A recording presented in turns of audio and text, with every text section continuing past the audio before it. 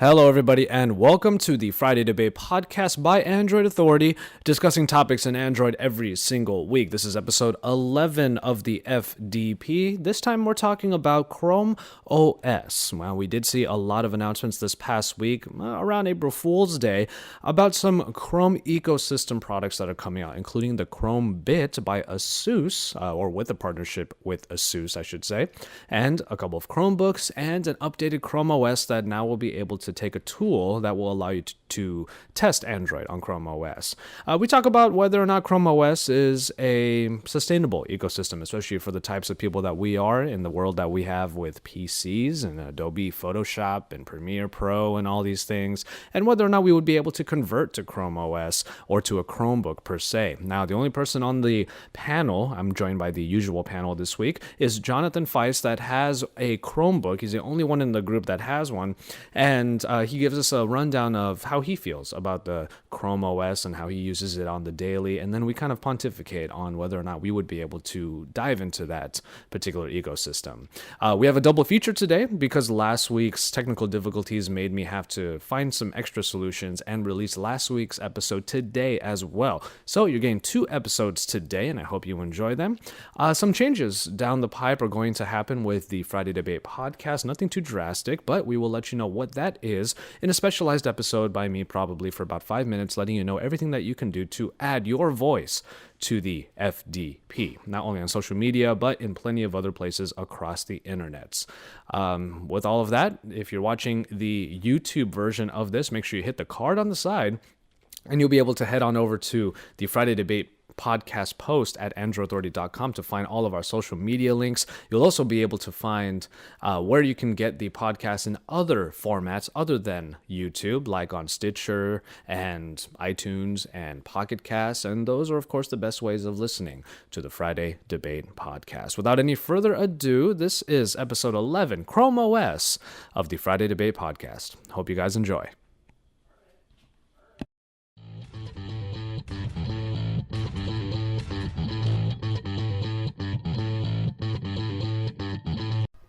You know, guys, I would love to change the world, but they won't give me the source code. Really? That's how we're going to start it? Every single week, we're going to get a nice start from Joe. Yep. That is my new goal. I'm going to start off the podcast every week with a really stupid joke. I think we should have considered the weekly topic to be why do they have to keep ruining, TV shows and things from the 90s and remaking them? I think that would be a great non-Android related topic. Well, that's also what they're doing with movies all the time, right? Like they're remaking. Yeah, pretty much. They're remaking a bunch of Disney movies and stuff like that. I remember seeing Saturday Night Live. They made fun of that whole notion. Oh, you're talking about with The Rock? The Rock? Oh my God! It was yes, the best. That was hilarious. Basically, a gun-toting Bambi. Like, you're not gonna shoot me. That was awesome. I saw that. They are. Go ahead, buddy. Oh, okay. Already starting. It's already starting. Everyone on the Friday Debate is so nice. No, I saw a post on Google Plus that someone's like, "Oh man, they're rebooting all these TV shows. They should reboot Firefly." And like the first comment was no. Yeah, right. Pretty much. I know the one show that might actually be. Well, what TV show would you want to see rebooted? I don't know if anyone even has an answer to that, because it's like, I don't think I want to see anything rebooted. I'd like to see new things, new ideas. Yeah, right. Did you hear that? I think it was yesterday. Netflix is exploring. I kid you not. A spinoff of Full House. Oh yeah, Fuller House. Yeah, I saw Fuller that. House. Yeah, that's what made me think of this. It's like I read that earlier. I was like, "Are you serious?" And it's been really ridiculous. I mean, Scream is being turned into a TV show. If you guys didn't know that, no, nope. They're turning Scream into a television show. That's just getting ridiculous. I would be down for Fuller House if they let Bob Saget be himself. He's actually a super vulgar guy. Like he's not the kind of guy you would want as your dad. Let's put it that way. Like, yeah, this is the bitter years. After another 20 years, that you just turned sour. That character. It should just bitter be super middle-aged house. It should just be super meta. Like all of the Full House characters are acting like the actors who had to play the characters in Full House, and they're all bitter about having been a part of Full House. Man, there'd be a lot of drug use in that. That could actually be a reality TV show. Like, have all the different sitcom characters like get together in a house. I could see that working. Yeah. From all the different things, like from Family Matters and all of them, and just put them all in a house together. I think that's a good idea. I think we should pitch that to someone. They're rehashing a lot of ideas also, not just like revamping or reviving them. Like, isn't there a CSI now that's about the digital age? Like, there's a CSI that deals with like hackers and stuff like that. I think it's like CSI. Yeah, I'm trying to think of the name of it. But God, I don't remember the name. Like, and I shudder to think just how inaccurate they get with like tech pop culture. Like how Law and Order always messed it up, Like they always had freaking Ice-T be the guy who didn't know what technology was. It's like, why would you tag your own location on that photo, man? Like the worst Ice-T impression ever. Okay, Josh, you were on a 10-minute ban from doing impressions. I will gladly take the cone of silence, yes. All right, well, we're back into it this week. Our topic, as you probably are seeing on the title of this, and we have a double feature today because since I had trouble with the audio from last week's episode, I'm actually just going to release 2 episodes today. So I hope all of you guys are really happy with that. Last week's episode was super fun. It turned out to be like 90 minutes long, and we just went on tangents all day about sci-fi stuff. I listened to it back. It was a super nerd fun. fest. It really was. You put a room full of nerds to talking about IT stuff or sci-fi stuff. What else did you think was going to happen? Exactly. Yeah, so this week we're actually going to delve deeper into a topic that last week we kind of touched upon, and that was cloud computing. But Google is obviously really going not really all in, but they're really supplementing the Chrome OS, the Chrome ecosystem. Even though a lot of these announcements happened on April 1st, which everyone was taking everything with a grain of salt. I don't know if you guys got caught by any of the April Fool's jokes. Did you guys? No. I thought we were supposed to just not log in that day. Stay offline. Yeah. I followed them, but I mean, most of them are pretty obvious. They don't do a very good job of making it. Oh, sorry, Joe. I'm sorry. I came really close to believing one of them, and that's because it was posted on April 2nd. What was that? It was the Walking Dead gets canceled for some reason or other. Like I didn't read the whole post. It was just like the guy, the director guy or something's like on Twitter or Google Plus or something. It's like, oh yeah, the Walking Dead's getting canceled, but it was posted on April 2nd, so I took it seriously for a second. Then I saw it was a repost, and I went back at the post, and it was April 1st, and I was like, screw you, assholes. Who post April Fool's jokes on April 2nd? Well, did you see It's like giving out Christmas presents on New Year's. Merry Christmas! It's next year, jerk. Well, did you guys see the Motorola April Fool's joke? I think that's hilarious. I think they should have done that for real. Exactly. I think a lot of people would have bought it, honestly. There are some people who would buy those, actually. I'm sure there are. What was it? I missed it. It's a selfie stick. I know Josh was disappointed he couldn't buy one. No, I hate selfie sticks with a passion. Like that's why I said it. the only thing you need to do is go to a museum, and you'll see everyone with selfie sticks almost toppling over all of the artifacts or the art and stuff. But basically, the Motorola April Fool's joke was Moto Maker now has a selfie stick option, and you can get like a bamboo one, a leather one. Yeah, it was all customizable. And I'm not gonna lie, they looked kind of cool, like in leather. Like I thought that was kind of funny. Did you see leather the selfie stick for all your BDSM selfies? Oh my god! 50 Shades of selfie. Yeah, that's it. Wow. 50 Shades of selfie stick. There it is. Did you guys see the Samsung's one? No, what was Samsung's one? I didn't even see that one. You didn't see they that? They called it the Galaxy Note Edge. No, the 6 Edge. The Galaxy Blade Edge. It was a knife. Yeah. It was a smart knife that had a sharp edge that could cut through things, and that it supposedly was stronger than steel and some kind of ceramic. And it was Yeah, it was crazy. They actually went really detailed in like explaining the software, and like it had Knox protection to make sure you don't cut your fingers, and it was pretty crazy. Knox protection for your fingers. They were pretty detailed last year. They were, yeah. They tend to be. Samsung tends to go really overboard. Google does the most, but none of them are really like that. Like they're all pretty quick. You know, they don't go into a lot of detail. They're just here it is, and they're little things, Easter eggs. You know, like the Pac-Man thing on Google Maps. The last one we'll talk about before we get into the topic. But do you guys use Time Hop at all? Mm-mm. I used to. I stopped because I just made you depressed. A little bit, yeah. My posts from 5 years ago were really bad. I was looking at myself, I'm like, man, I was everything I currently hate about the internet 5 years ago. Oh yeah, no, same here. I was a immature little jackass back in the day. Posting song quotes and vague booking. Oh, this person made me so mad today. I wish I could walk back to 5 years ago and slap myself right across my face. Like, you were going to grow up and get over this immediately. The one that I don't really like are the so when I was in college, I had my first long-term girlfriend. So every now and then I'll see like 5 pictures of just me and my ex. And they're like super corny and super campy, and those are the ones where I'm just like, I kind of think I want to uninstall this app now. So that's gotta hurt right deep down, huh? In the feels, right? Not just because of that, but because, you know, I mean, who is this guy who's like super cheesy and wants to show the world? Like, I'm so not that person anymore, thank God, and thankfully I'm dating somebody now who's not like that either. Just stay real, like stay real. But the Time Hop April Fool's joke was called Time Book. And they said, "Oh, now there's a brand new way of looking through your past." And then it showed just the link or the picture of you clicking on one of the years in the Facebook timeline, and they're just like, "This is Time Book, everybody!" And they made like a huge deal about it. I thought that was pretty funny. All right, so we are jumping into the Chrome OS ecosystem right now, and so Chromebooks, Chromecast, and now Chromebit. A number of these, aside from Chromecast, a number of these announcements did happen on April Fool's Day, which is why we went on that tangent, but they're real. They are absolutely real. And I will admit, when it came to the Chromebit, which we'll get into in a little bit, I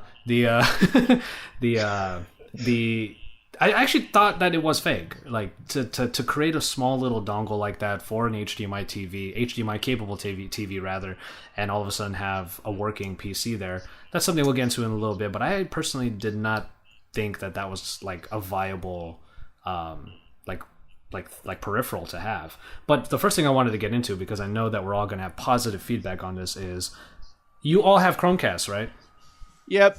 Yes. All right. Chromecast? Yes. Chromecast, isn't not one of the greatest things Google has ever invented. Unless someone's actually going to disagree with me on that. I use mine all the time. Yeah. And I actually never use mine. I'm a cable cutter. Yeah, I never use mine either. What? But I like knowing that it's there. Yeah. It's used on rare occasion. It's on the bedroom TV, but we don't really use that TV that much. Well, what do you use in lieu of it then?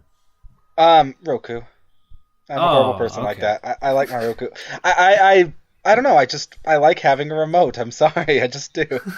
I can't get over that. I like remotes. The thing is, it's become real like, buttons. It's become it's like you with the. It's like you, Josh, with the physical keyboards. You know, it's. I like to have I like to press the buttons on a remote. I can't help it. Okay, fair enough. But yeah, well, it's become like my lifeline. You know, the TV in my room is used for PS4, which is funny because I don't really use the PS4 for like Netflix and Hulu and all that stuff. Mainly because it heats up the room like a mother. Like it's that when that fan is going, the room just gets really hot. So the Chromecast is a much better solution for that. But even then, I didn't have my DirecTV connected to my TV for a long time, and I didn't need it because I would just watch Hulu or watch Netflix on it. It's just as easy as hitting that icon on the Android operating system, you know. But Joe, you don't use your Chromecast at all?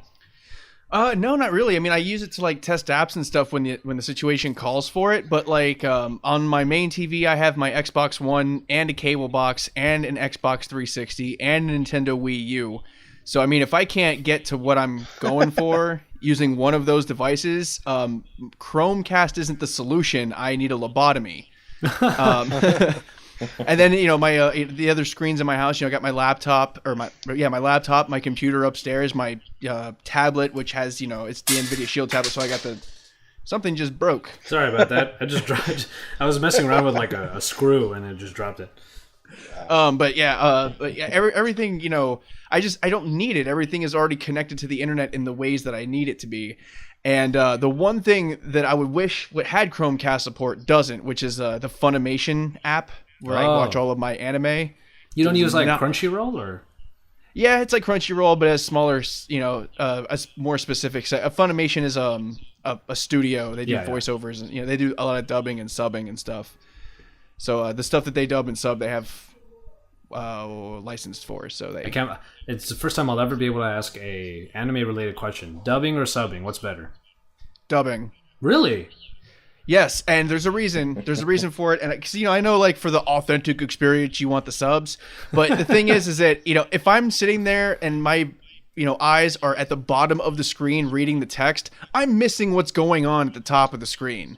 So, like, it might be like something subtle. Because, a lot of animes do that little, like, subtle stuff sometimes where it's just like a quick wink or, it's like 3 frames and you just see the wink.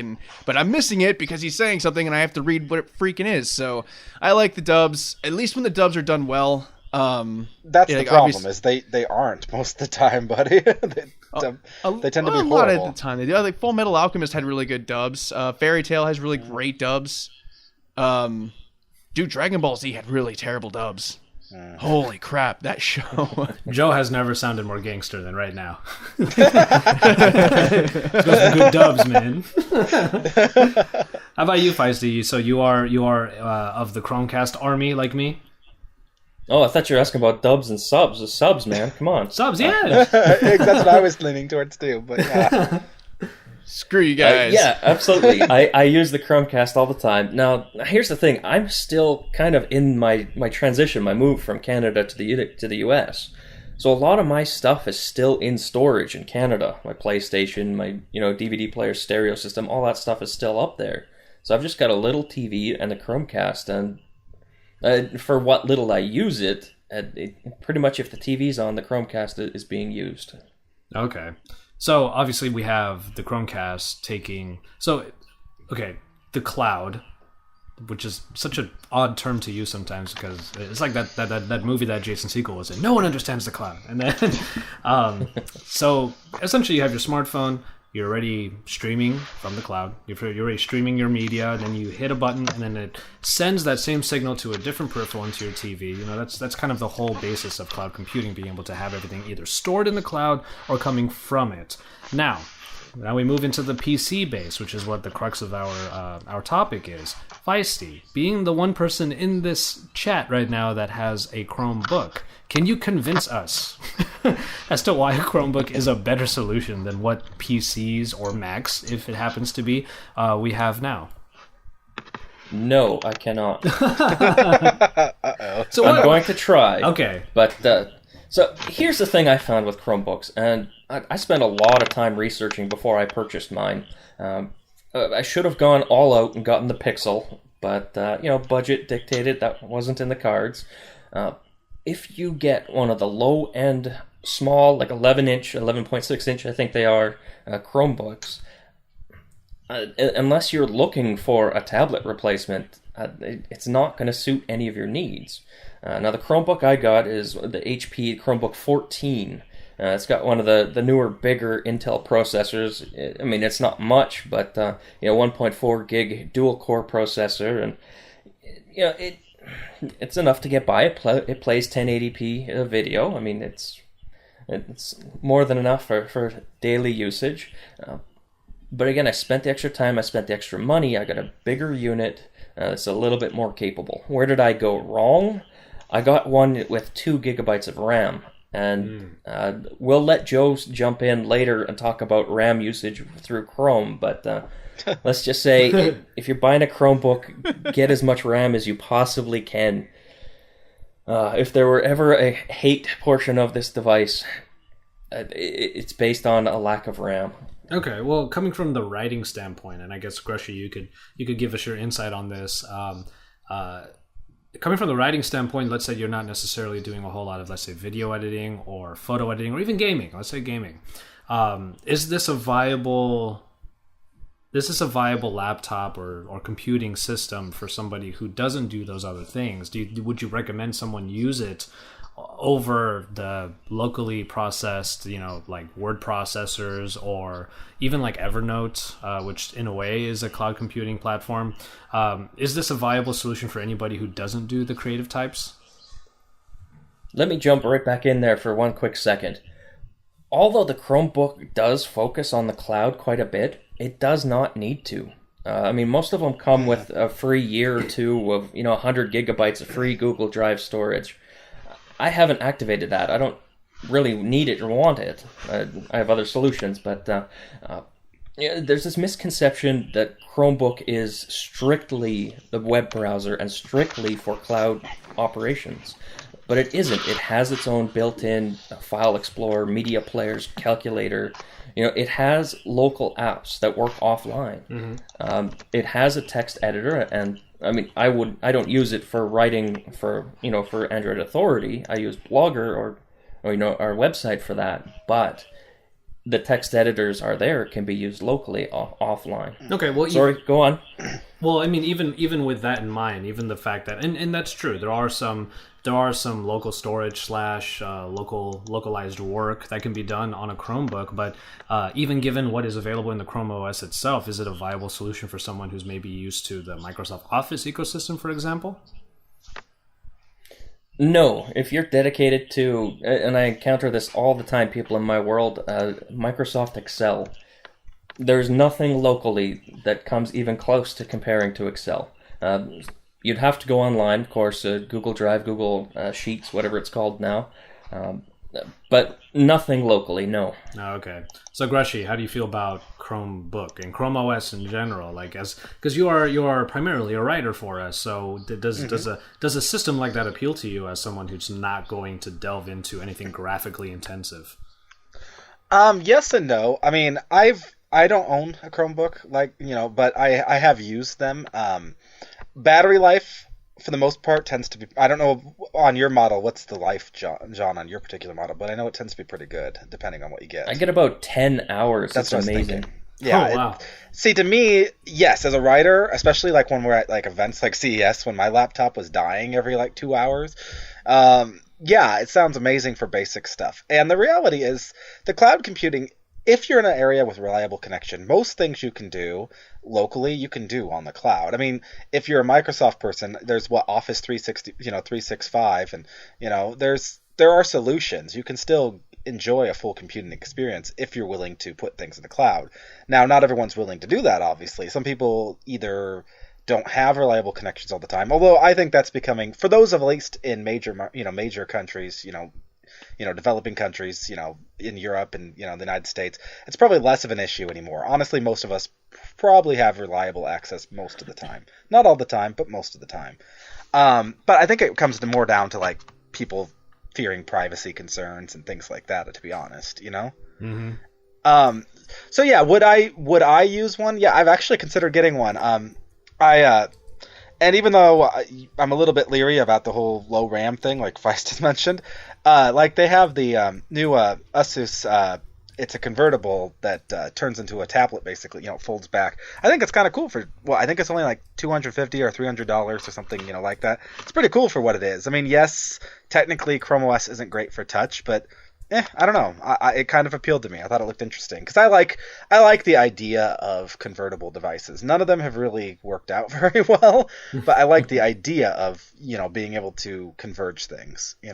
Okay, Joe, what's your workhorse? What's your main computing platform right now? I use Windows currently, and I think I told the guys before we started the podcast, I was like, I really hope you guys can carry the lion's share because I really can't say much about Chrome OS. I've never used it. It's never been in my presence. And that's mostly because, I am a Windows user currently, and it's Windows. I don't know. I've never had a problem with Windows that other people have had. And it actually boggles my mind. He's like, oh yeah, I get 60 BSODs a day. Man, I looked at your Google Plus profile. You have a bachelor's degree in freaking computer engineering. and you get a blue screen of death on your computer and you don't know what's causing it? Like, I can speak to that actually. I did IT support for faculty and staff at my college, and from what I can tell, even people who are very savvy with computers, somehow that is separate from the part of people that will click on anything that looks cool on the internet. Like, I can't really understand it, because the first thing I would do when I would go to computer science professors, let's say like desktop computer in their office, is I open up first of all, their browser's Internet Explorer, for God's sake, and then there are like a dozen different toolbars on it. I'm just like, do you not read what comes on the screen before you click anything? That's what I kind of realized. So I will speak to that in the sense that it seems like those two worlds are separate somehow, and I don't really understand why. So, but yeah, not paying attention, I guess. But yeah, no, like so instead of like talking about actual Chrome OS like these, like the other two guys have, I was gonna go from the perspective of why I don't have a Chromebook yet, and it's simply because the unique nature of our work prevents me from doing so. Yeah. I spent a year in high school and a year in college learning Adobe Photoshop. I'm not leaving Adobe Photoshop. I know like, GIMP's better at this, or GIMP's free, or, FOSS and all that jazz. It's cool and all if you have never used imaging software before, but, and this is also true for, Microsoft. Most college educated people have taken courses on Microsoft Office.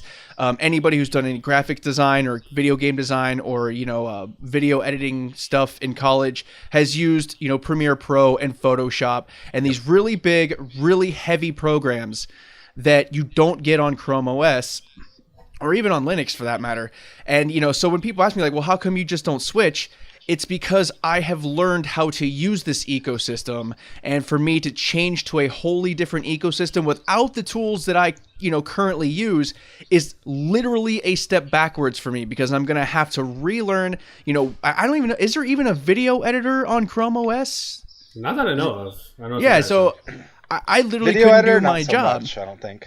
Yeah, there's some online stuff, but there's no local editors. Not a chance. YouTube editor, yeah. Like. Well, the reality is, if you have a specialized job, that's not who Chromebooks.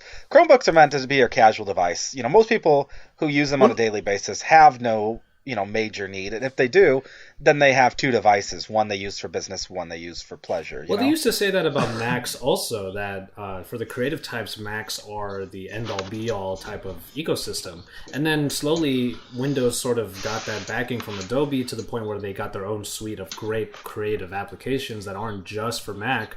So I don't know, maybe Chrome OS is going to make that leap one day, but obviously it's not going to happen yet. Well, and to be fair, I mean, if you have light needs for professional needs, if you're not doing like a bunch of YouTube videos, if you're just like, maybe quickly editing some, a image or something, Adobe Photoshop does exist now on Chrome, but it's a web-based version, so it has almost all the same features though, and so but you have to have a connection.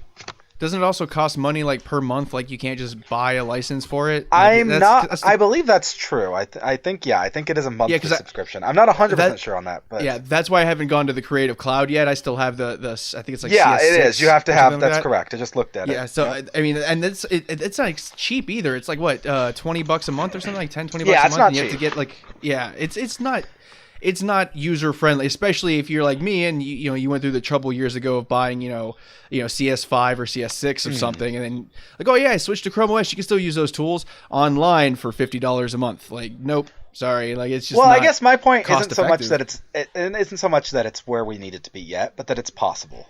No, it's definitely possible. And like, once Chrome OS starts getting those, those hardcore tools, I will be much less of a, one of the people that are against it so much.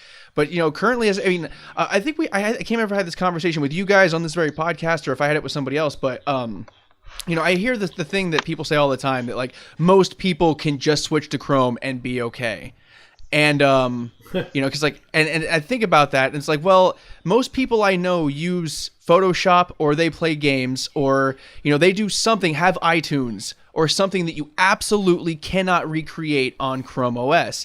And I think, the way that statistic goes is, if every person does 10 things on a computer, 9 of them could be done on Chrome OS and 1 of them could not. And it's that 1 of them could not part that really bugs me, and that really, that keeps me away from the Chrome OS ecosystem. Because like even when I'm not doing work, I still game. So like I still couldn't have a Chromebook because it would be missing the one feature that I use on a personal thing that I can't also do on my desktop. Yeah, definitely. Like, is it out of line to say that Chrome OS or Chromebooks are somewhat supposed to be used as a supplementary piece, to your, let's say, desktop computer, your hardcore desktop computer at home?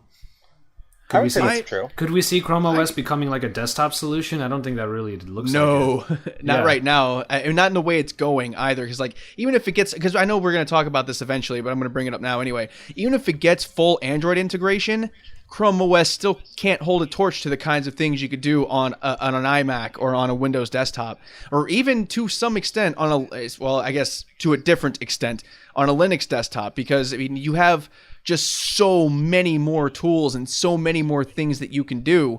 Like putting Chrome OS on a desktop is kind of like putting a V8 engine on a tricycle.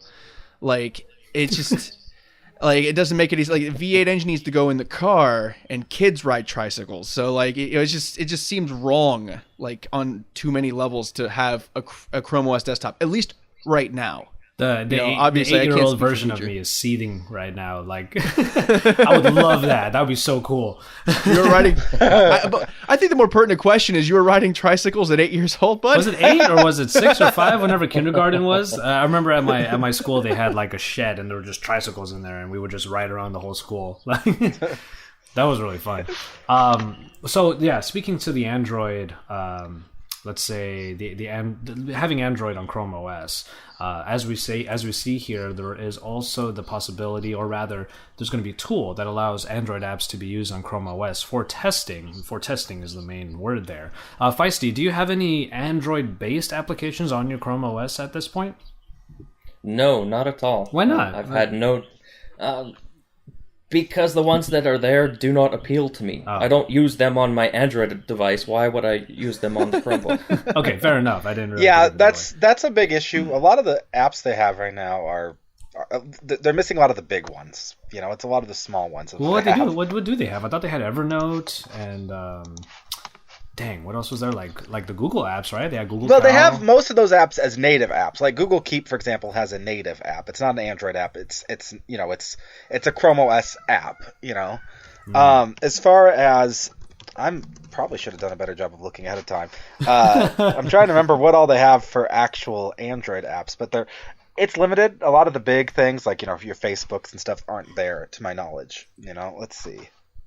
Available for. Yeah. Okay, well, let's look at it while Greshy's looking that up. There might be a different angle to this then. If Chrome OS, Joe already said that even if Chrome OS becomes even more Android-like, it still won't hold a candle to the full-on Windows and Mac desktops that we have, or laptops for that matter. But would that further appeal to someone like you, Joe, or to any of you guys really, if Android applications were natively supported in Chrome OS? So if gaming was an issue, maybe you might be able to throw on like Shadowrun on your Chromebook Pixel or KOTOR. You're not going to get any of the super new games, obviously. But what if that was a part of the ecosystem in like a year? It would mitigate a lot of the things I don't like about Chrome OS, but I don't think it would completely get rid of them. I mean, yeah, I could still play games on that, but at least for me, again, I can't speak for, this is not speaking for everybody, it's strictly me, but I have 3 Android devices in my immediate reach, and one of them is a tablet. If I want to play an Android game, I have my choices. At least 2 out of the 3 of these devices are charged 100% at all times. So, I don't see the point of getting a laptop that does what my tablet does already, especially when I already have a laptop and a desktop. It's just there's just no place for something like that to fit in because it's not really bringing anything new to the table. I think that's part of the problem, though, is we're looking at it from our positions as, super nerds. Not everyone is going to have, a billion phones, that none of them have SIM cards inside that you keep them next to you at all times. I'm not jabbing at anyone in particular, Feist. But not all of us have 25 smartphones all next to us at once and 80 tablets. And so the reality is that if you're a consumer, especially if you're a consumer in a either emerging market, which right now cloud's not a great, is still, depending on where you are in an emerging market, a cloud-based solution isn't the right solution yet, but it could be eventually. Anyway, or even if you just have a low budget, if you could get one device like that could convert into a tablet that could also be used as a laptop, that would probably be a pretty good, savings proposition. If it could run everything that you need, on the Android side, and you could also had a little bit of desktop side because of Chrome OS. I don't know. It could be a good way to do everything at once and save yourself some money. You know what I'm saying? What applications, Feisty, are you waiting for to take Chrome OS to that next level on the Chromebook side of things? Good. None. I don't care. Now let me explain. Grushy makes an excellent point that I hadn't thought of. Is if, for example, the entire Google Play Store were available for Chromebooks, that would certainly open up quite a bit. But I've gone the opposite route, and this was my purpose when I originally purchased this specific Chromebook. Was I have installed and I run a little program called Crouton. What it does is it allows me to not quite dual boot, but we'll just, for the sake of it, we'll say dual boot with Chrome OS and then into just a Ubuntu. There's different streams of Linux available, but I'm using the precise pangolin or whatever it's called. So I've gone the opposite route. Is instead of trying to bring in Android apps and focus and try and find ones that work there, or even just apps through the Chrome Web Store, I've just got it. It's a few keys on the keyboard, shortcut, and it jumps over, and I'm into a full OS environment. And so I've got all the GIMP image editor and Skype, for example. Skype's a big one, if anybody was missing that. It's really hard to get Skype going on a Chrome OS, if you even can. Nonetheless, there's this full OS in the Ubuntu and Linux, there's the Chrome OS, and then there's the Android apps. These devices are really becoming quite appealing, aren't they? Yeah, in a way, yeah. Well, the problem, though, is that the angle you're going with requires a lot of tinkering. It's not out of the box, and that's not going to work for everyone. And for some of us, it might just be, even those who might be able to do it just for convenience sake, why do that when you can just buy yourself a Windows or whatever, laptop, and so it gets down to that. I do have a question, though, for you, Feist. So what would it take, and that's kind of the, what would it take for you to not want to boot into the Ubuntu side? What would Chrome OS need to do differently? Basically, as you guys have already stated, it would need to support some more older and localized apps. Now, I didn't learn Photoshop like Joe did. However, I did learn the GIMP image editor. That's, I can't run it on the Chrome OS, and that's almost exclusively what I jump over to Ubuntu for.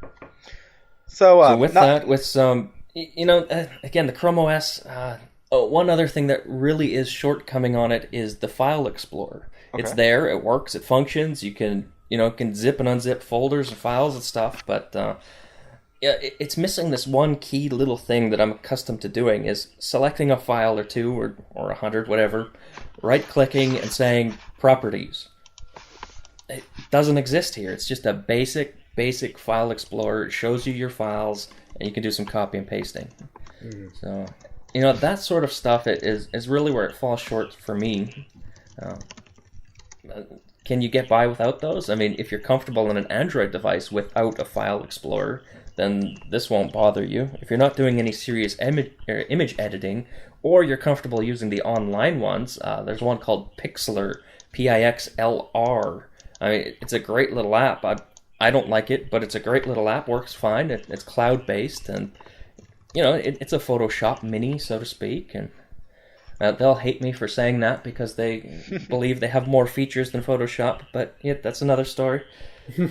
So how do you guys feel about the Chromebit then? It's extending the Chrome OS into a larger platform per se. You just put in that little dongle, as it's called, and put it into the HDMI port on a TV, and now you have a full working Chrome OS on there.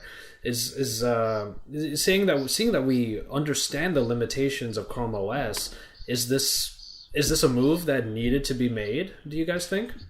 Let me channel Gary real quick. Sorry.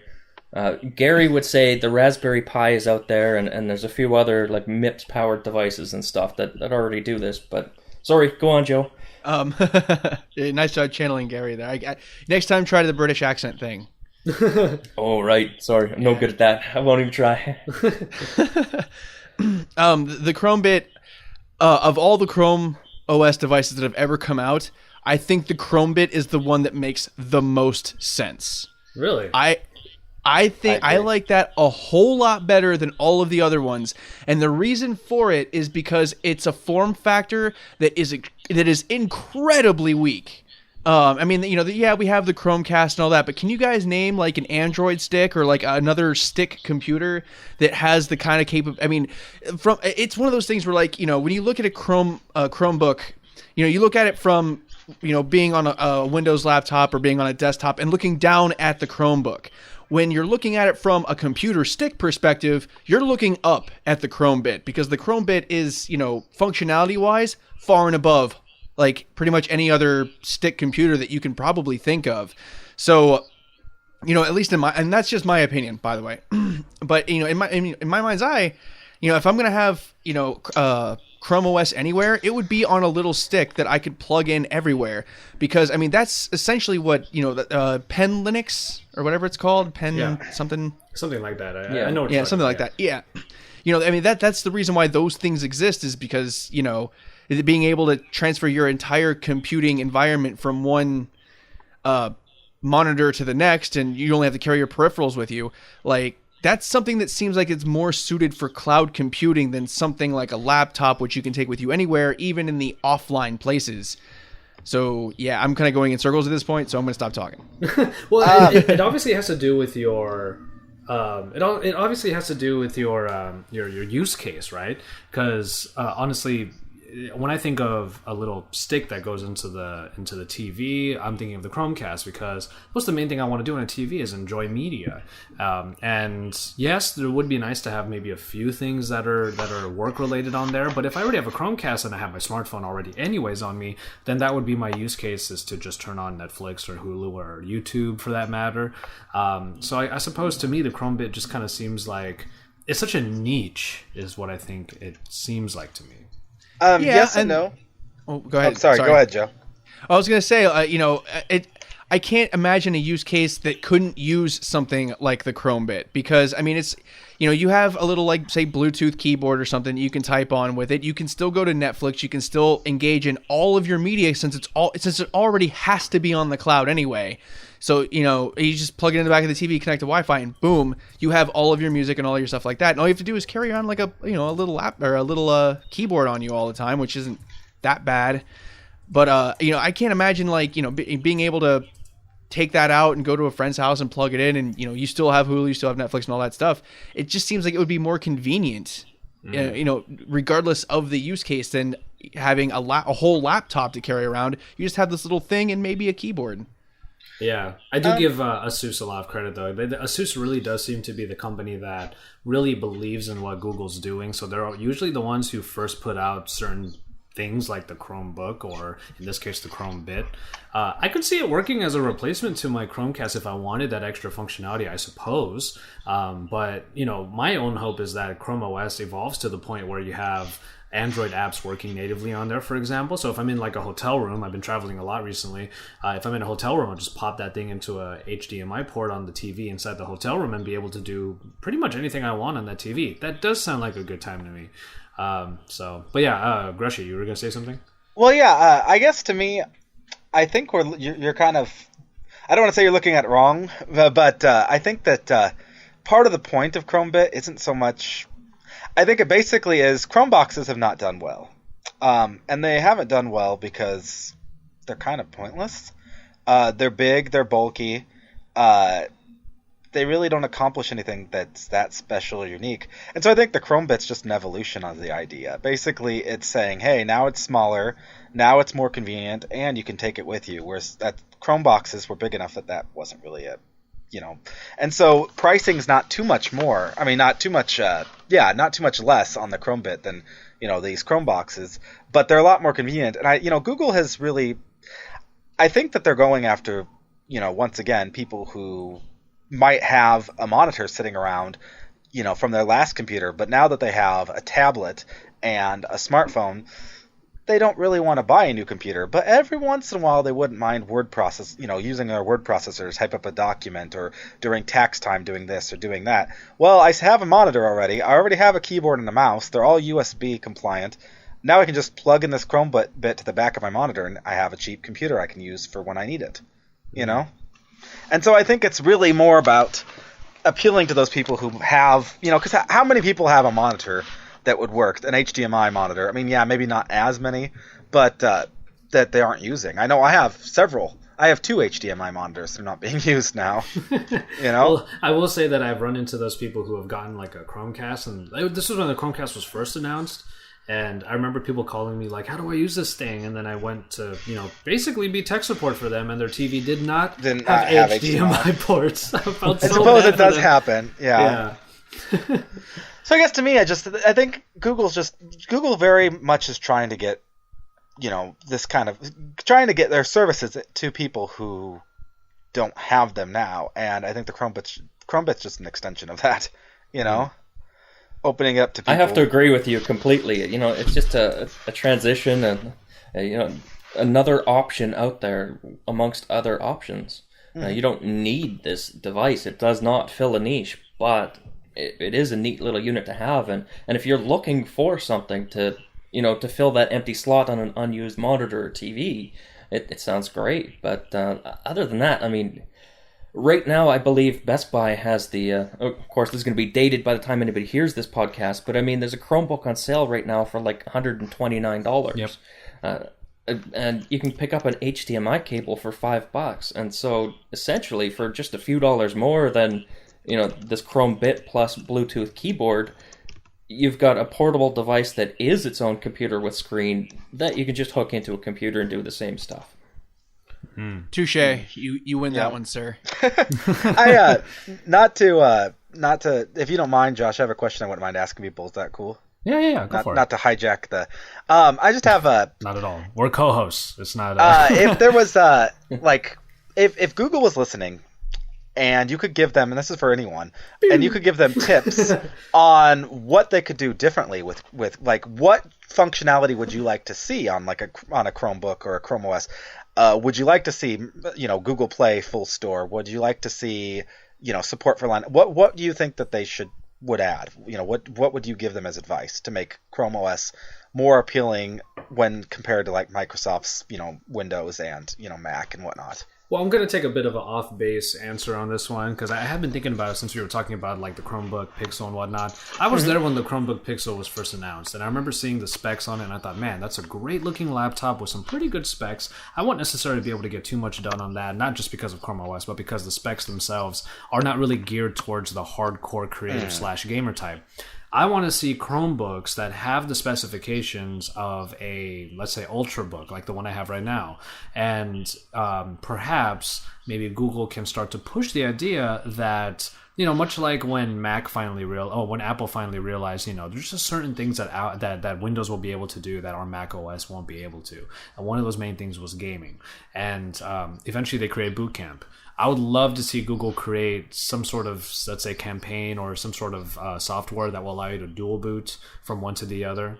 And wasn't there something where Chrome OS was actually like you could try it out within your Windows system? If you have Windows 8, basically, you pretty much, if you go into the Metro desktop or whatever you want to call their start menu, and you boot it as a start app, it will come full screen. It will basically have almost everything that you could do on a Chromebook, other than you can't change wallpaper, and there's a few other little things that are not the same. But it's pretty much. So if they bolstered that a little bit, I would love a dual booting system where if I needed to do the creative stuff, I could be in Windows, but if I wanted to tap into Chrome OS without having to reboot, then of course you could have that simulator or whatever you want to call it, and it would tap into the Chrome OS side of the partition. I think that would be awesome. And then when I just want to get some work done and have, because someone said back at MWC, I think it was Sasha over at Mobile Geeks when we were on the podcast together, he said it's better to have a device that doesn't allow you to get distracted because it doesn't even have the capabilities of distracting you. So if you have like the Chrome OS just for work, I would be okay with that because I see the appeal of that. But for times when I do just want to sit down and play something, I would dual boot into Windows. As an experiment, when that functionality, that you mentioned, it first came out, I started using that in the Metro desktop and exclusively, like for like a week. Like I would not boot back in, I was just using that interface. And after a while, you didn't notice it until you did. You know what I mean? Like when it came to just loading up, like, doing things like on WordPress for work and, Android Authority, just little stuff and just even personal stuff, looking up social networks, didn't notice it at all until all of a sudden you get the urge to play a game or do something. And that's when you notice hard. But they did a good job with the interface is what I'm saying. Like it feels like any other operating system, Mm-hmm. But then it's not, All right. How about the rest of you guys? Mine's really quick, so I'll go. Josh, you were talking about the ability to, dual boot into other operating systems. Mm-hmm. Mine's kind of a copy of that idea, but vice versa. Instead of, me having to buy Google hardware and then, go buy a copy of Windows and dual boot into Windows, I would much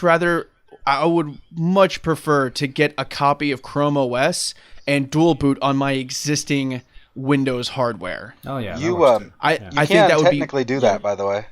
I know I can technically do that. It's called Chrome browser. And no, you can do that even more than that.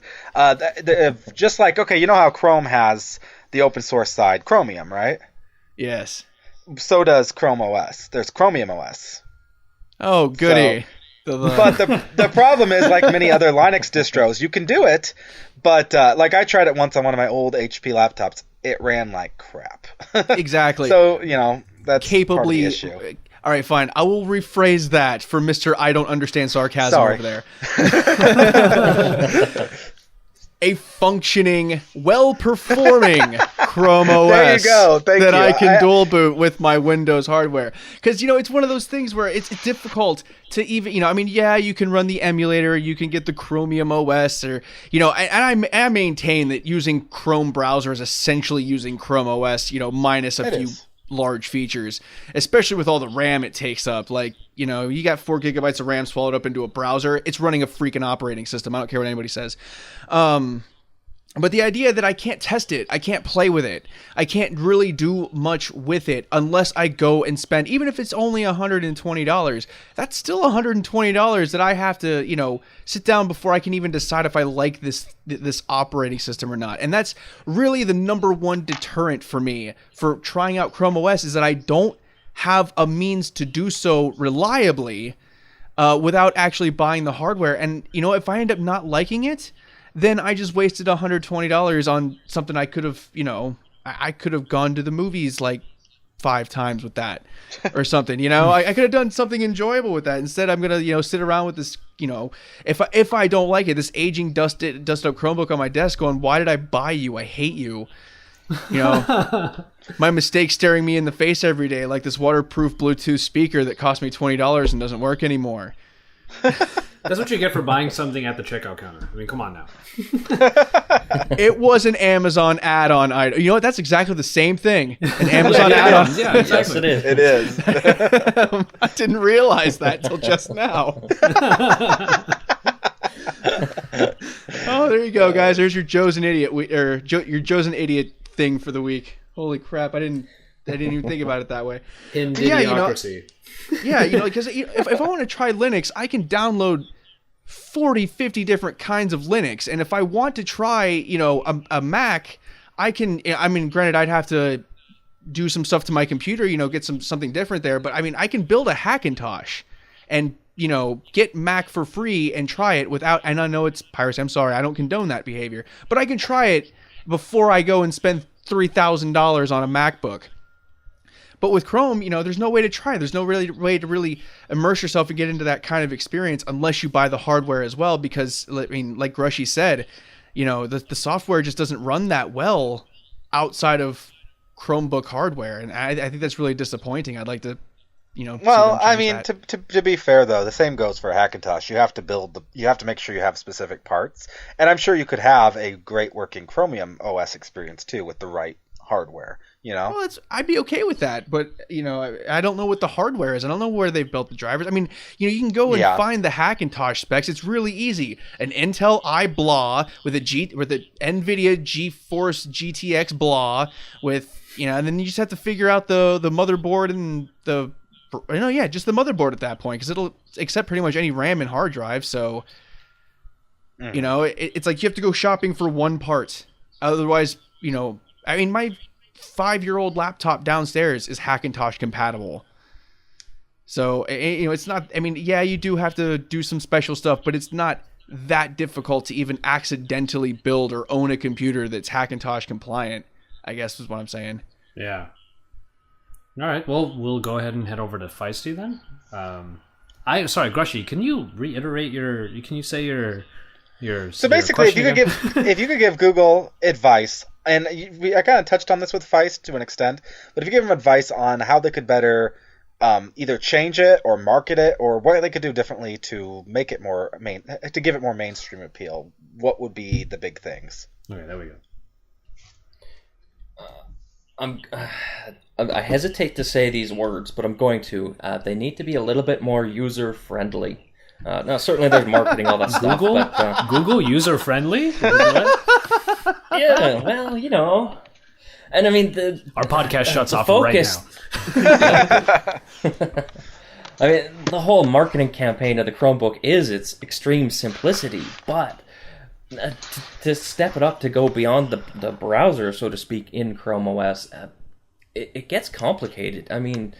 Linux people, in the days of old, Linux people, people used to be scared of it because you always had to go to the command line, and it was difficult, and you had to remember these weird codes and do these odd things and create your own drivers. And I don't think that's true anymore. Most, the bigger streams, I keep saying Ubuntu because that's where I get stuck at, but it works out of the box. You don't have to deal with all the stuff unless you want to. However, with the Chrome OS, I'm going into the terminal, so to speak, quite a bit. I'm running crush commands just to be able to get through. Not so much for day-to-day browsing. I mean, you can open up a tab and go to Facebook or Google+, whatever it is for you. But if you want to do anything else, it takes a bit of nerdy tweaking to get there. And I think that needs to be eliminated. It just needs to be a little bit more user-friendly to do more stuff on the device. And then from there, I echo what you guys were talking about, nerdy tweaking. Yes. Sorry, comment here from one of the guys. Echoing what you guys said, having that access, the dual boot kind of stuff, whether you take Chrome OS and dual boot it into your other computer, or have this dual boot into Microsoft OS for most people. Let me quickly again explain how the Linux, so to speak, dual booting works here. It's not an actual dual boot because, again, Chrome OS is Linux based. It has that same Linux kernel. This Crouton program lets you again, it just basically boots the new OS into a window, if you will. It's a little bit more than that, but you just Control Alt forward on your keyboard, and you're into that entirely different environment, and then Control Alt back, and you're back to the Chrome OS environment. Kind of like a virtual machine?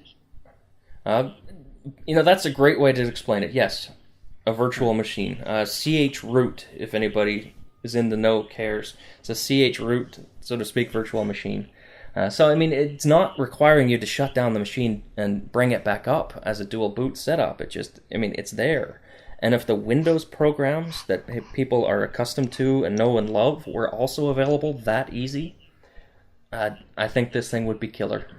However, it doesn't have it, and I end up slamming the lid closed and walking away from it quite often. It's the worst feeling to have to do something like that. He's just slamming the lid down, saying, "I'm done with you for today. We're done." Yeah, or in Joe's case, it's almost... "Why are you here? I hate you." That was what Joe would say. If you were here, I hate you. And it's just like the way Feisty explained it. It almost sounds like he has like it's like having a fight with your girlfriend or something. Like, you know what? I'm gonna go in the other room and cool down because I'm not talking to you anymore. You get to sleep on the couch, Chromebook. Go for a walk. Yeah, it's time for bed, Chrome. All right, well that's great. All right, well awesome. The we have talked at length about Chrome OS, and it looks like we're pretty succinct in what we all thought about Chrome in general. Personally, I think that the Chromecast was almost a game changer, and for the Chrome ecosystem to go forward. Obviously, we're talking about something very different with Chrome OS and Chromebooks compared to the Chromecast. But they're taking that form factor and trying to put it into something like the Chromebit. I don't know if Grushy, you had any more you wanted to cover on the topic, or if we kind of covered it pretty adequately. I mean, yeah, I think we covered most of the big things. I mean, there's definitely more that could be said, but I mean, yeah, I guess I feel like, for me, I think if I had to give Google advice, I would just say that, keep doing what they're doing. I mean, like, they're slowly bringing, Chrome app support to Android, and they're relying more and more on web-based code.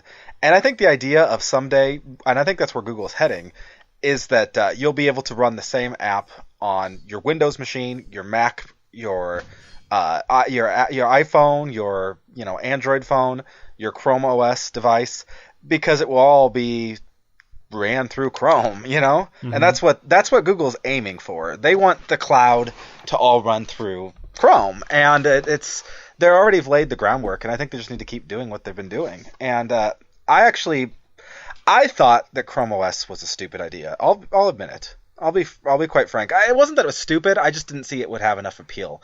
I always liked the idea of cloud computing. I thought it was too early, and was probably right. It was too early, but Google didn't care about the immediate. They cared about the long game, Yeah. And so I think they're just laying all the pieces, and I think each year we're going to see just a little bit more of that vision come forward. And I think eventually more and more people will say, yeah, they are going somewhere with this, and that's kind of cool, you know? And Google has enough... What's that? Sorry, go on. Oh, I was just going to say that Google has enough resources that they can wait it out until it gets to where it needs to be. And I think that... the competition will continue to shoot themselves in the foot in other ways. I think Microsoft has a good CEO finally, so that's helping them a little, but a lot of damage was done with Windows 8. Even though I personally, and I know Joe personally, had no major issue with Windows 8, a lot of people did. And so Microsoft has been, for the consumer side, for the business side, it still is great, but for the consumer side, it's lost a lot of faith from people. And a lot of people hate change. Yep. That's the problem. Well, and even on Mac, I mean...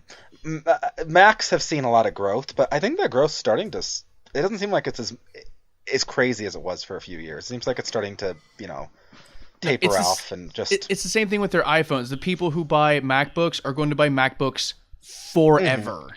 And but I don't think it's growing more people anymore, is what I'm saying. For a while it was going through this, nexus of change, where people were just jumping aboard and switching over. And I think it's slowing down a bit. And so I think that Google just needs to play their long game and keep it going. And so, yeah, I think we did a great job. Jonathan, I think you had some things you wanted to say, though? No, I just wanted to add on kind of what you were saying there is, and speaking to the hardware side of it, which I know isn't really Google's control, but I think there needs to be more options. You had mentioned, having a really high-end machine where the Pixel is, fairly high-end as far as a Chromebook goes, but let's just look at the price point. Right now, you can get pretty much every Chromebook for less than $300, or the Pixel for over $1,000. Where's the middle ground? Where's the $500, the $800 units? Amen. That's all. Mm-hmm. That is, no mid range. It's either super high end or super low end. I agree. All right, great. Well, that should probably do it for this week's edition of the Friday Debate podcast by Android Authority. We are, of course, talking about, or we just talked about, Chrome OS, Chromebooks, Chromebit, Chromecast. Who knows what will be next? Chrome Fridge, and we're talking about their implications on it. Now, there was one aspect of this question that I did want to get into, but I actually think I'm still pushing for Grushy to approve this one day. That we talk about security in terms of mobile and the whole idea of the cloud and all your data is in the cloud. We have had hacks in the past and stuff like that. Maybe that'll be an aspect for that particular show sometime in the future. But security when it comes to mobile computing is something that I'm really kind of into, because it's really interesting to me that someone's life could get ruined basically because of some data that got kind of shot up into the air, and all of a sudden someone was able to pull it back down. But in any case, Chromebooks, in terms of Feisty being the only person who has it, he was able to give us a lot of good insight on it, and we gave our opinions on the rest. So as always, make sure you listen to the Friday Debate podcast and all of the different podcast networks. If you are on the YouTube version, as per usual, there's a card over on the corner, so you can find our link to the Friday Debate podcast post at androidauthority.com and find yourself some links to all of our social media websites, and also to download the podcast to one of your podcast programs if you're not using one already, like Pocket Cast, Stitcher, and any of the rest, like even iTunes. We are actually going to start taking some feedback from our fans.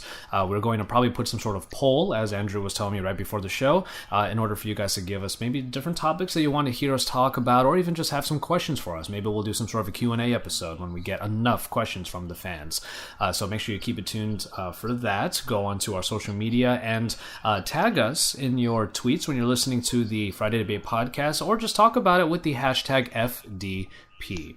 That should pretty much do it, and we will see you guys next week. We're probably going to record earlier in the week next week, because I'm actually going to be gone by Friday, off to just a tiny little mini vacation for myself. So we'll probably record a little bit earlier next week, and hopefully with a couple of solutions I have in place, I'm not going to have those audio issues I had last week that made me do a double feature for today. So I hope you guys are enjoying both episodes of the Friday Debate that are coming out today. That should do it for episode number 11 of the Friday Debate podcast. And guys, we'll go ahead and do our outro. Thank you so much for listening and for watching on our YouTube channel and for reading on AndroidAuthority.com. And don't forget to stay tuned to all of those different channels, because Android Authority is your source for all things Android. Android. Woo!